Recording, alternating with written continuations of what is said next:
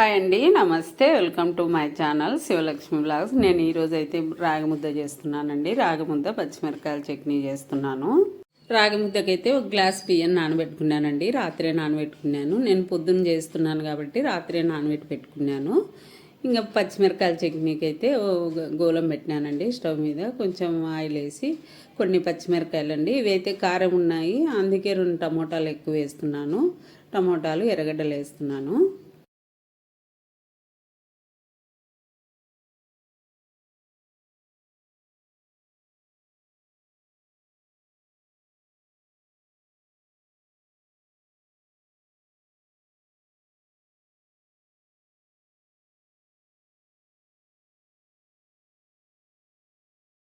ఇంకా పచ్చిమిరపకాయలు అన్నీ వేసి మూత అయితే పెట్టినానండి.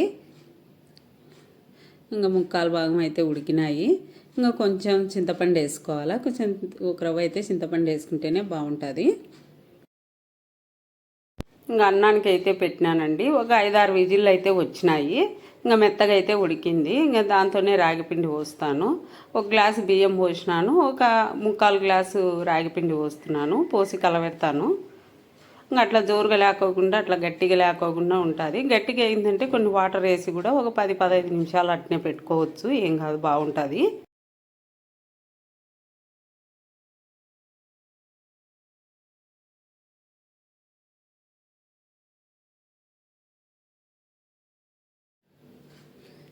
ఇంకా అట్లా గట్టిగా లేకోకుండా అట్లా జోరుగా లేకోకుండా ఇట్లా ఒక రకంగా అయితే ముద్దగట్టనికి బాగా వస్తుందండి.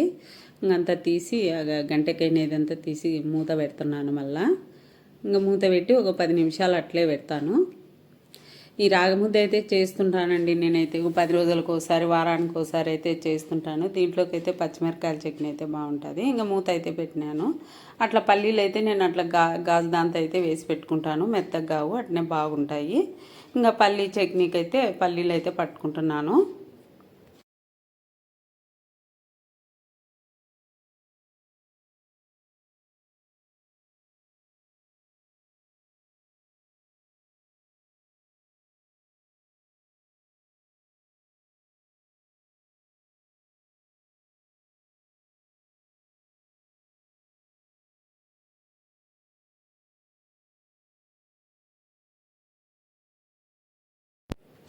ఇంకా చట్నీ అయితే పడుతున్నానండి.